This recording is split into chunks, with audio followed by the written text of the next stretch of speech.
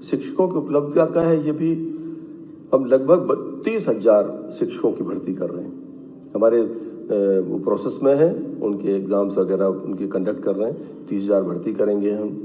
और हम लोगों ने 24,000 पात्र शिक्षकों को उनको उच्च पद प्रभार पर उनको प्रमोट किया है। अतिथि शिक्षकों को हम 76,000 अतिथि शिक्षक लगाए। हमने 1 जुलाई में हमने ज्वाइनिंग कराई थी। इस बार हम कोशिश कर रहे हैं कि 1 अप्रैल में जब सेशन चालू होगा तब अतिथि शिक्षक को हम उस समय उनकी ज्वाइनिंग करा सकें।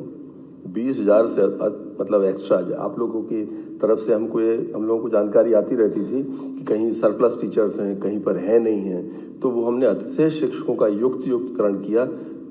In the history of Madhya Pradesh education department में 20,000 अतिशेष शिक्षक काउंसलिंग के माध्यम से उनको हम लोगों ने व्यवस्थित तरीके से जहां पर कम है या जहां पर अधिक है उनको समायोजित करने का काम किया हम लोगों ने। नई राष्ट्रीय शिक्षा नीति के तहत भी हम लोग व्यापक शिक्षक प्रशिक्षण कार्यक्रम भी चला रहे हैं। और शिक्षकों के सहयोग से हम लोग एक जो सहयोगात्मक चिंतनशील मेंटर प्रदान अधिगम जो है उसको बढ़ावा देने के लिए शिक्षक समुदाय के लिए हर माह कक्षावार एक सहकर्मी अधिगम जो कहते हैं ना कि एक पीयर लर्निंग कम्युनिटी के रूप में शिक्षक संवाद सत्रों का भी हम आयोजन कर रहे हैं।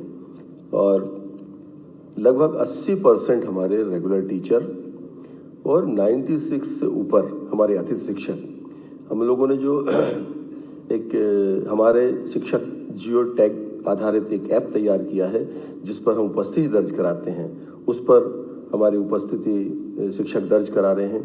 और जहाँ थोड़ी बहुत विसंगति थी, टेक्निकल कुछ प्रॉब्लम्स थी, ऐप के अंदर कुछ सुधारने की आवश्यकता थी, उनको भी हम लोगों ने समय पर ठीक करने का काम किया है। और आगामी समय में 100% अटेंडेंस जो है वो ई अटेंडेंस के रूप में हम उसे करेंगे। जैसे दुनिया के दूसरे देशों में, दूसरे राज्यों में, हमारे यहाँ भी दूसरे विभागों में ई अटेंडेंस का जो एक कॉन्सेप्ट आया है, उससे काफ़ी मतलब शिक्षक को भी काफ़ी राहत है। उसकी छुट्टियों की समस्या है, उसके दूसरे तरह की जो उनको विसंगतियों का सामना करना पड़ता है इस प्लेटफॉर्म के ऊपर, उनके भी निराकरण का उनको एक अवसर मिलता है।